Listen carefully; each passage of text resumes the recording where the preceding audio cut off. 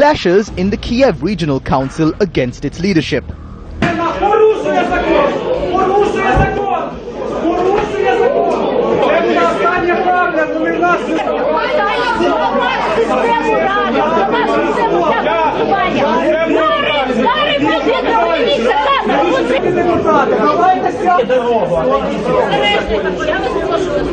Just like Mahinda Rajapaksa used the 18th Amendment to the Constitution to extend his time in power, the Ugandan president attempted to change the Constitution to remain in power.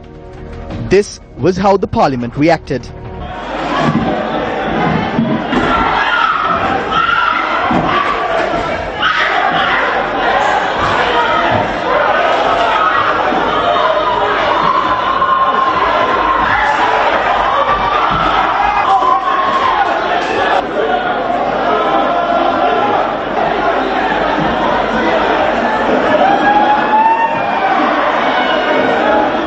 Will such chaos ensue as Sri Lanka prepares for a change in constitution?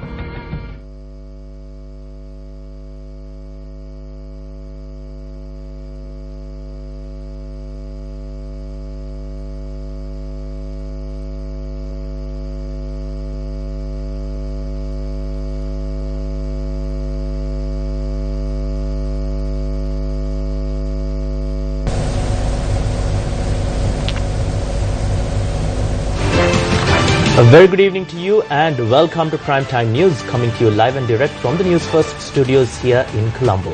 I'm Krishan Devasagayam. And I'm Rahna Farooq. Let's start off with a look at your headlines for tonight. President orders price reduction on essential food items with effect from midnight. Investigations launched into phone conversation at Presidential Palace on day of Tajuddin homicide. Prison hospital fails to comply with Health Minister directive. Protests halt construction of Phase 2 of the Central Expressway. North Central and Eastern Provincial Councils convene for the last time. Airports across the world in chaos after computer check-in systems crash. SATOSA Chairman MKB Thennakoon announced prices of 8 varieties of rice and sprats will be reduced with effect from midnight today. The SATOSA chairman made the announcement following instructions given to reduce the prices during a meeting between the president and the Committee on Cost of Living that took place yesterday. Price of Nadu rice, which was at 78 rupees, has been reduced to 74 rupees. Price of white kakulu rice will be reduced to 65 rupees. Samba rice, which was priced at 89 rupees, will be sold for 84 rupees. Red kakulu will be reduced to 75 rupees from 77 rupees. Red Nadu will be reduced to 80 rupees from 83 rupees, while Kakulu Samba will be reduced to 90 rupees from 94 rupees. Red Kakulu Samba will be reduced to 88 rupees from 90 rupees. We will also import broken rice, which is suitable for consumption. It was priced at 65 rupees and will be reduced to 60 rupees. The price of Thailand sprats, which was 539 rupees, will be sold at 525 rupees. Will the price of coconuts be reduced? Yesterday, the president commented on this. The Coconut Development Authority was also present. They were instructed to distribute coconuts at main cities at a reasonable price, which would be 65 or 70 rupees. We hope to involve the coconut plantations, Lanka SATOSA and intermediaries to bring down the price to at least 70 rupees. The President and the Prime Minister discussed on implementing a special program. We will present a cabinet paper next week. We hope to distribute the coconut quantity to the villages as well. We expect that there will be a drop in coconut prices in the coming weeks. 7 suspects involved in the gang rape and murder of schoolgirl Sivaloganathan Vidya were sentenced to death in the final verdict delivered yesterday. Delivering the verdict, the 3-judge bench revealed 3 others who harboured the suspects. The 3-judge bench hearing the case of Sivaloganathan Vidya at the Jaffna High Court handed down the death sentence to 7 of the 9 defendants in the case after proving them guilty of their actions beyond reasonable doubt. One of the suspects who was released was placed under remand custody once again over other charges against him. Before delivering the verdict, Jaffna High Court Judge M. Ilanchelian made a statement of certain facts he studied during the course of the trial. Justice Ilan Chelian said on the 17th of March 2015, when Swiss Kumar was travelling from Punkuditivu to Jaffna, residents of Velani had captured him and tied him up. Justice Ilan Chelian said Swiss Kumar confirmed in court that it was State Minister Vijayakala Maheswaran who had interfered to free him. Justice Ilan Chelian sarcastically said it was a good thing that State Minister Vijayakala Maheswaran arrived at the scene around 11 p.m. that day and requested the locals to free him after inquiring if he was Sasi's brother. Upon securing his freedom, State Minister Maheswaran had not taken any legal or other measure to present Swiss Kumar before court or hand him over to the police. The judge added, even though the then Jaffna Senior Superintendent of Police had issued orders for Swiss Kumar to be produced in court, Sub-Inspector Sri Gajan and former Kites OIC Quintus Pereira had not followed the order. While delivering the verdict, Justice M. Ilan Chelian said the actions of several officials, including former senior DIG Lalit Jayasinghe, was the cause for the hearing of the case to take nearly 2 years. So this senior DIG acted in the manner he had been acting. Most senior police officers have been acting under the previous regime. They were told over the phone what to do with the investigation and what not to do with the investigation. They were told even to go and murder prisoners in the Vatican prison. I think the DIG forgot that the government has changed and there's new president in this country. In the heat of the moment, he forgot. Yeah, I forgot. And then he went out of his way to lick the boots of these politicians and the others to safeguard this man, A criminal who was trying to go out of the country and who did this for the purpose of selling a porn video. Can you imagine this? And then also we must commend the department. They saw this, they saw the incriminating evidence and gave orders to arrest the DIG and produced him in court. Produced him, and then therefore it is very, very important that not only the DIG. If the DIG has revealed any politician who spoke to him, and if the other investigation revealed that, then those people also must be produced in court. Because otherwise you cannot get politicians to get them to resign. This lady is a member of the UNP, and what is Ranil Wickremesinghe going to do about it? We have got a team of officers in the AG department who has the power to examine the evidence against these politicians and the DIG. DIG is already arrested and produced in court, and I think he is in remand, and to prosecute them. It is the AG's department who will give directions to the CID to make investigations. Of course, if the investigation doesn't show any evidence, I mean it's very, very wrong to arrest a person without any evidence. But if there is evidence, they must be produced in court. We thank the judge bench. We expect such impartial decisions. Even though justice was meted out for Vidya and the accused were handed down punishments, this political authority made cruel attempts to wipe this case as well using political interference. This country strongly objects these politicians. We expect the same level of justice served for the inhumane murder of Vidya for all other cases of fraud and corruption in the country. If the three-judge bench in Jaffna was able to do this law should be enacted for all other large-scale fraud and corruption cases in the country, especially concerning the bond issue. The law must be enacted against this scam and the accused should be presented in court. You cannot deny that this scam had the political blessing. Justice must be met for this case as well. Why can't they identify Gotabaya Rajapaksa's signature as yet? How did Vimal Veerawangsa suddenly manage to free himself from the passport fraud? How and under whose intervention was he able to travel overseas again? While there are provisions in the criminal law to hand down punishments on avant-garde, how did he get protected through a weak court hearing? The most serious fraud is the central bank bond issue. It has taken a long time for this matter to be investigated. How? Is anyone interfering in these matters? The people of this country had doubts that attempts are being made to cover up this scam.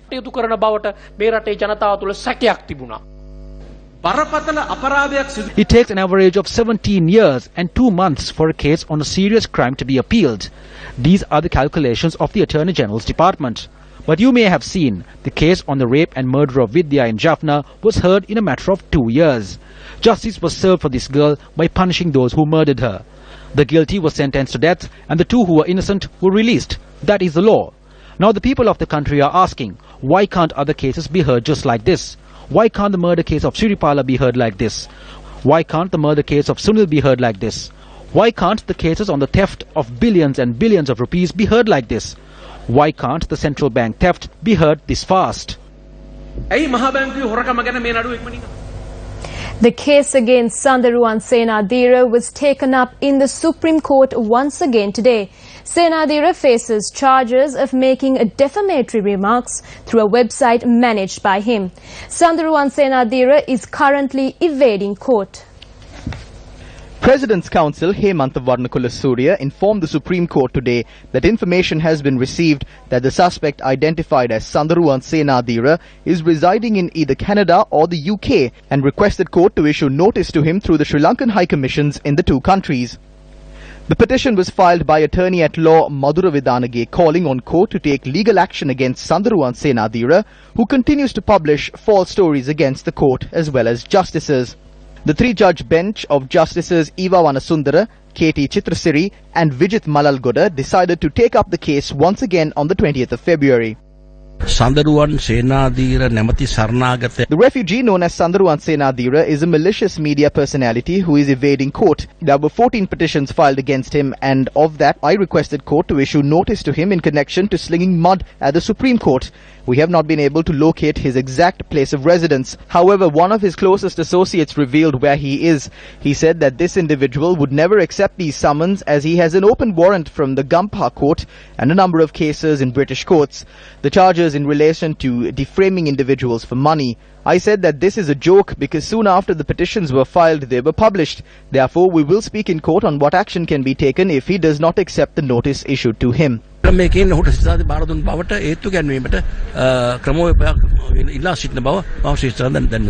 President's Counsel appearing on Newsline this morning also stated that the web mafia, which includes persons such as Sandaruwan Senadira, also attempted to influence the proceedings of the court case on the murder of schoolgirl Vidya. This also gives a clear signal to the international diaspora and the international watchdog community that we can deliver justice. Indeed. Our judges can handle any matter, so there was no necessity for us to have any foreign judges. Justice Ilanchalian was targeted by a certain website. Why? Because of this case, and they posted absolute false information, rubbish, isn't it? Garbage in Tamil in a website uploaded by from Norway. Now from Norway, and why they want to stifle justice? They want to ensure that Ilanchalian would discharge these accused. And what happened? Luckily, at that time, Ilanchalian was able to contact the then Chief Justice, and then thereafter they contacted the TRC, and we were able to ban that website. Now this shows with what difficult circumstances these judges work when there are politicians, there are politicians supporting. Just like the website in question operated from Norway is blocked, the website operated by Sandaruwan Senadira, a fugitive, can also be blocked. If not, false and malicious information will continue to be published, bringing disrepute to the country. After this particular news report, we may once again be targeted by this fugitive and attacked on his websites. Perhaps only a former senior minister who pumped in government funds to this website will be delighted by this individual slinging mud at us and the public. The fact remains, Sandaruwan Senadira cannot return to Sri Lanka and continues to remain at large, peddling his website at the whim of his benefactors. Doctors at the Valikada Prison Hospital allege the Health Minister's directive to prevent further irregularities at the hospital have not been implemented.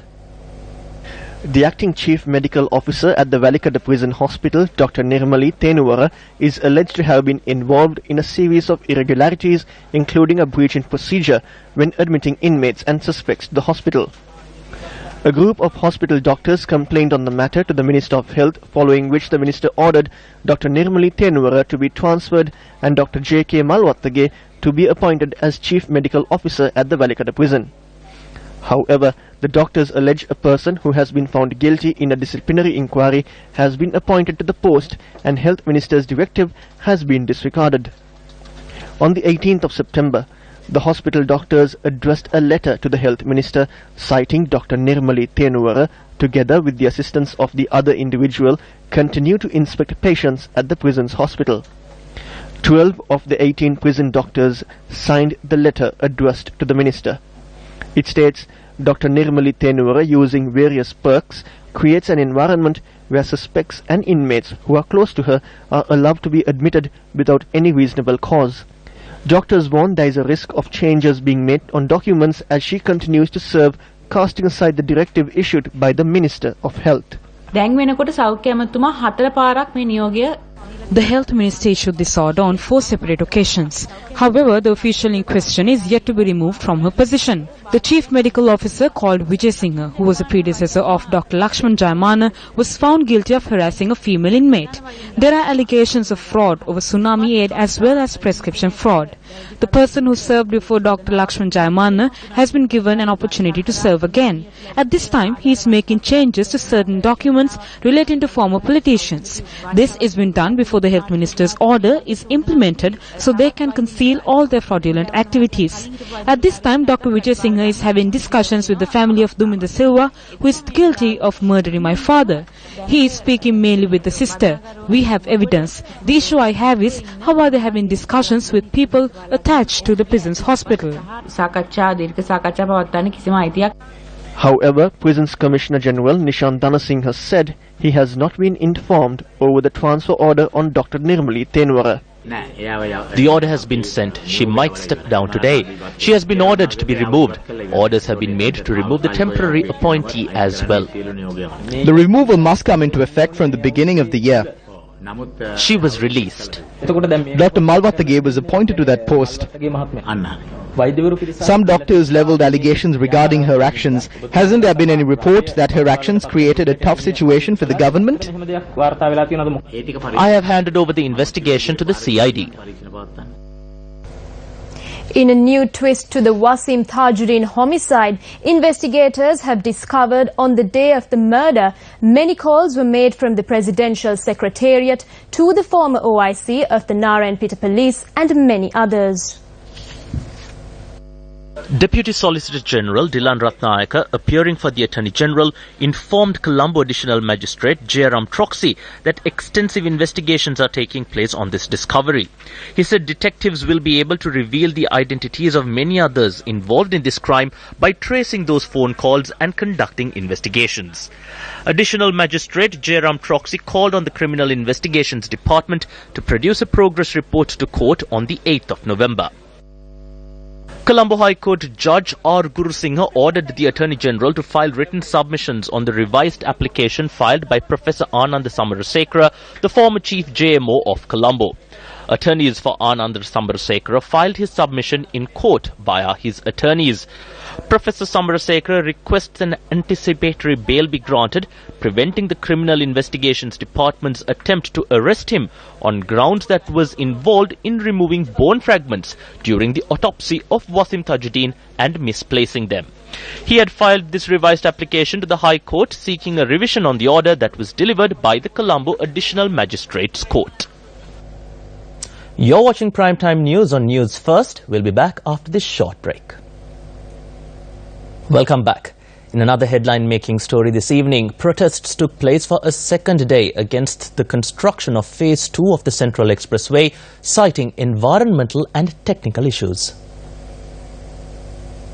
The supply road from Dambukka to Gattuana, which was constructed under Phase 2 of the Central Expressway, has been obstructed by locals in Henamulla. According to locals, this section of the road was to be constructed on pillars. However, it is now being done at ground level. Local contractors are carrying out work on Phase 2 of the Central Expressway, and funds have been obtained via loans from the National Savings Bank and People's Bank. The construction costs approximately 126 billion rupees.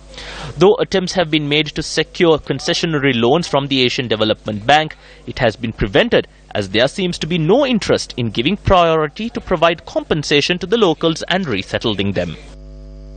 Ever since they started to excavate for gravel, the water in our wells cannot be consumed. We need to travel far for clean drinking water.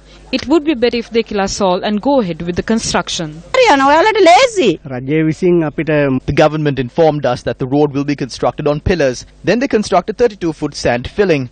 All the areas are inundated. This used to be my paddy field. I survived on this. I was not given compensation at all. There is no revenue from the paddy field and there is no compensation. This time I will not survive. I am suffering from depression. The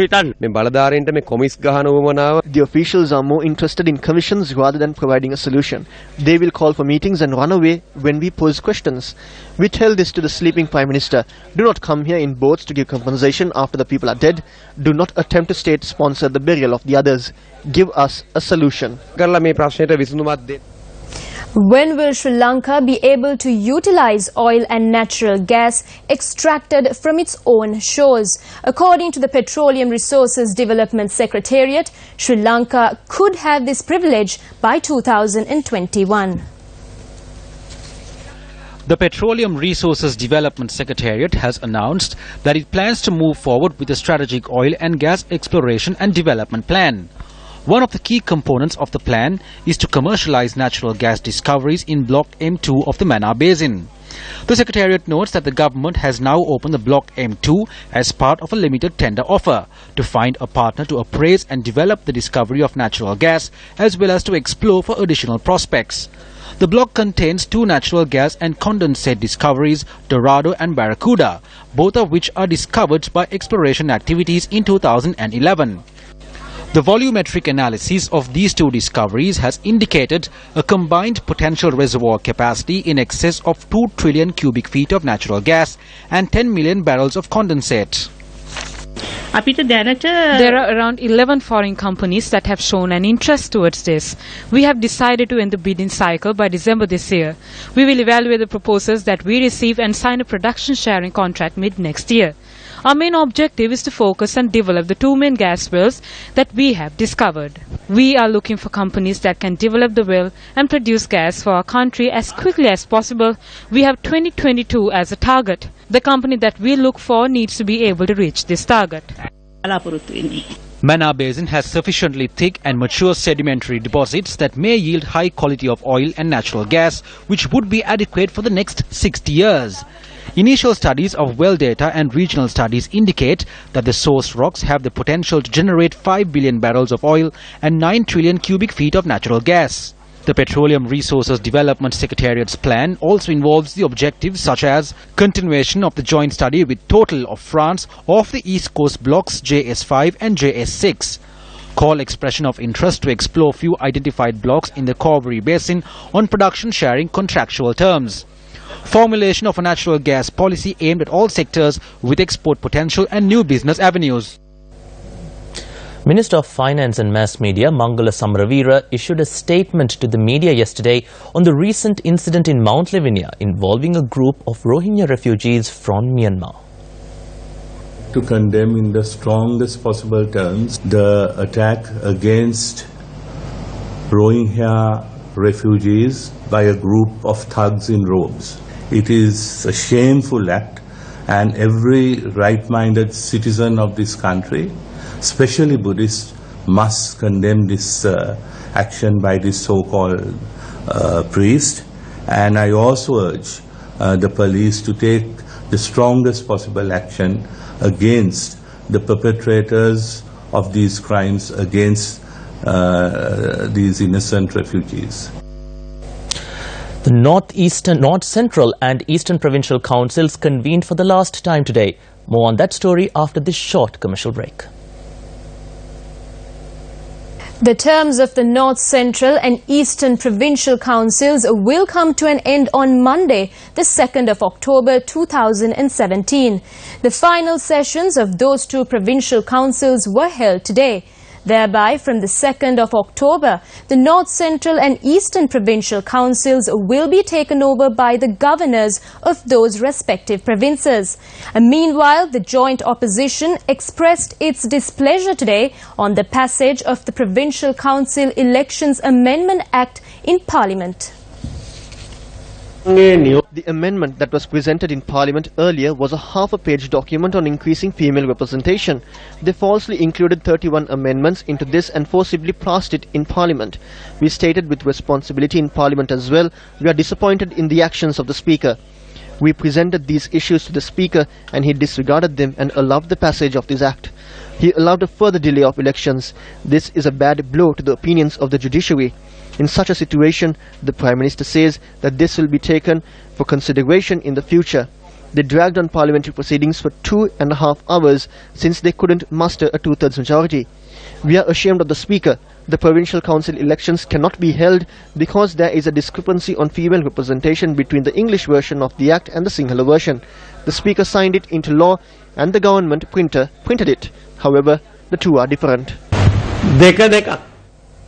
Former Chief Justice Sarath N. Silva filed a fundamental rights petition at the Supreme Court against the Provincial Council Elections Amendment Act. The former Chief Justice requests an order to be made citing the fundamental rights of citizens of the country have been violated through this act. He requests court to issue an injunction order preventing the amendments being implemented during the committee stages. Sarath N. Silva says interpretations given by the Supreme Court on the 20th Amendment to the Constitution have been disregarded and some of the amendments in the 20th Amendment have been included in the Provincial Council Elections Amendment Act. The Attorney General, the Speaker, Chairman of the Elections Commission and members have been named as respondents in the case. What is significant is that Sarath N. Silva filed the petition personally without any legal representation. The court gave a ruling on the 19th that provincial council elections cannot be postponed without a referendum. If there are confusions in the legal system, the judiciary will face a state of incertitude. So I thought of filing my personal opinion in court, or I can call for legal representation, but that would take more time. They have printed this act and called it law. That is what they are attempting to do. I filed this petition before they enter into that process. Another model village constructed under the Samata 7 housing program was declared open in the Siribopura area in Hambantota today.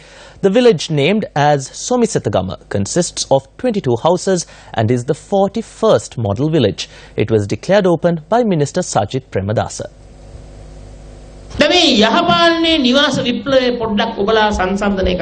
Take a moment and compare this good governance revolution with what they called the wonder during the previous administration. To whom did the biggest chunk of meat go to? The leader of the country. Unlike that time, the rulers today do not have that kind of luxury. They have abandoned these luxuries to do the challenging tasks for the country.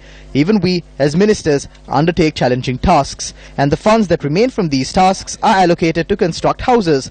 My salary is used to construct houses. I proudly say that my allowance and benefits are all used to provide homes to those who do not have homes. The first test between Sri Lanka and Pakistan got underway in UAE today, with Sri Lanka batting first and putting on 227 runs for the loss of 4 wickets by stumps on day 1.